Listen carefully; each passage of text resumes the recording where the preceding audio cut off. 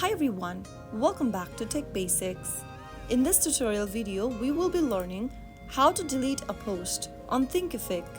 In order to delete a post on Thinkific, open up your Thinkific application and log into your account.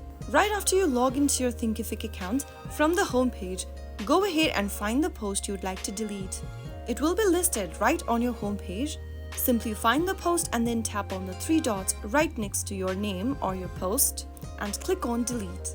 In the pop-up at the bottom, click on delete once again and you will be able to get rid of the post. So that's how you easily delete a post on Thinkific. This can be helpful at times if you've posted on Thinkific by mistake and you would like to delete a certain post. I hope the tutorial was helpful to you. If it was, go ahead and give us a thumbs up. Don't forget to subscribe to our channel by hitting the subscribe button. Press on the bell icon so that you'll never miss another upcoming upload from us. I will be back again in the next episode. Thank you for watching.